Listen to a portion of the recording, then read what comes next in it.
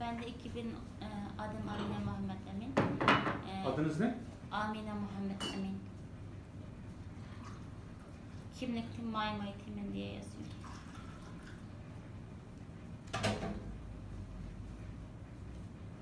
Evet. Siz hangi şehirdensiniz? Hoten. 2016 birinci ayının 30. günü gelmiştim Türkiye'ye. 3 yaşında bir kız çocuğum. Ben 5. çocuğum hamile. Eşim, üçümüz geldik. 3 yaşında kız çocuğunuz. Evet. O herhalde en küçük çocuğunuz da o yüzden geldi. Evet. Onun pasaportu vardı. Bu yaygın pasaport dağıtımında mı almıştınız siz de? Yok, ondan önce de almıştık onu da şey. Çok özür dilerim. Not almak için tekrar ismini öğrenelim. Amine Muhammed Emin. Hoten. Tamam. Evet. Ee, Siz de geldiniz 2016'nın 1. ayında. evet. Sonra Eşim buraya beni yerleştirdikten sonra 15 gün burada kaldı. Geri döndü memlekete. sizin geliş amacınız da hamilelik meselesi. Evet. O yüzden oradaki çocuklarını bırakıp karanlık bebekini korumak zorunda. Kaç yaşındaydı çocuklar orada? Orada 4 yaşında, 6 yaşında, 8 yaşında çocuğum kalmıştı. 4 yaş, 6 yaş, 8 yaş. Evet. 3 yaşındaki yanınızda bir de hamilesiniz. Evet. Tamam. Kalan çocuklarınızın ismi nedir? Merziye, Merziye, Abdurrahim Kurban, Abdurrahim Kurban, Fatima Kurban. Fadime. Onlara kime bırakmıştınız gelirken? Eşimin kız kardeşini bırakmıştım. Halalarına. Evet. Tamam. Şimdi buraya gelip gittiği için, Türkiye'ye gelip gittiği için bir de bizi para gönderdiği için eşim 15 liralık hapis cezası vermişler. 15 sene hapis cezası. Döndüğünde ne kadar dön? 15 gün kalıp geri döndü. Evet. Döner dönmez mi ceza vermiş?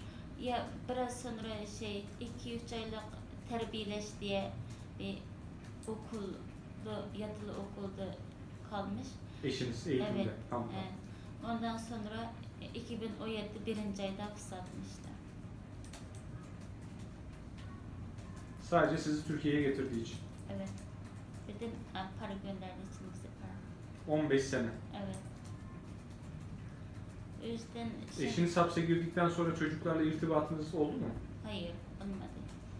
2016 sonunda sadece eşimle görüşüyordum. Gizli bazen. Yani sıkı değil. Uzakta bir görüşüyordum. Başka akraba, annem, babam hiç kimse korkuyordu yani. İrtibatınız kalmadı. Evet, kalmamıştı. Sadece eşimle kalmıştı. 2017 birinci ayda eşimi yakaladılar. İrtibatım tamamen kesildi. Çocuklar halasında kalıyor demiştiniz. Ona ulaşabildiniz mi sonra? Hayır. Şimdi çocuklarımın hayat olup olduğunu da bilmiyorum. Nerede nasıl yaşıyor onu bilmiyorum. Yani 4 senedir hiçbir haber yok Yok. çocuklardan. Sizin burada 3 yaşındaki çocuk 8 yaşına geldi. Evet. Doğan da 5 yaşında. Evet, aynen. Doğan çocuğun da babasının kim olduğunu bilmiyor. Kardeşini de tanımıyor. Öyle büyüyor. 15 sene hapis aldığını nereden öğrendiniz eşinizin? 2017 3. ayda benim böyle bir şeyim vardı.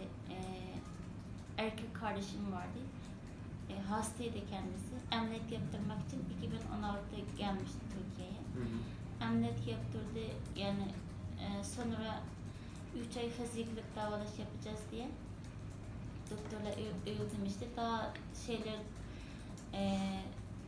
bitmemişti dava, yani hastaneye gidecekti. 3. ayının o 3. ayda 2017 3. ayda babam aramış o erkek kardeşimi.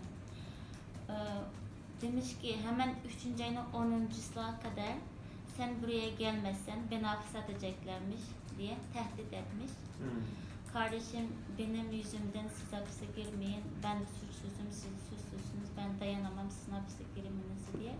Kardeşim gitti. Kardeşim eğitim kampa götürülmüş falan, onda yok yani. Ondan Haber yok. sonra haber yok. Yani 2016 Kurban Bayramı'nın öncesinde bir uzak akrabamızdan biri geldi. O tamamen yolu kapanmıştı 2017'de. Ne yaptı bilmiyorum, bir şekilde geldi buraya. Hiç kimse gelemiyordu o zamanlar. Gitemiyordu, gelemiyordu. O uzak akrabamızdan biri geldi. O söyledi her şeyini, böyle böyle oldu diye. Yani benim annem de Türkiye'ye gelip geldiği için onun da 60 yaşındaki büyük kadını hapse atmışlar. Sizin anneniz mi? Evet. Kardeşimi, abimni, kız kardeşlerimin eşlerini, yani erkek kalmamış bizim ailemizde. Sadece babam çok yaşlı. Babam kalmış. Kaç yaşında babanız? 70 yaşında. Sadece o mu alınmamış? Evet. Ya da en azından siz öyle biliyorsunuz. O alınmamış.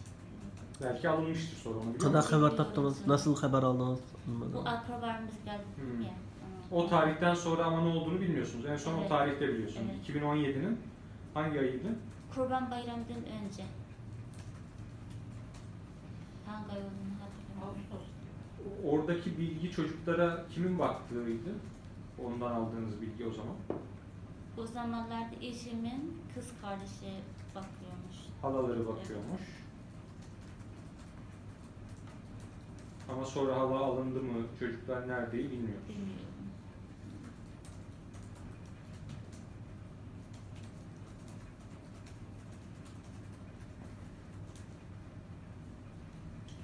Siz dönmek isteseniz dönebiliyor musunuz kanunen?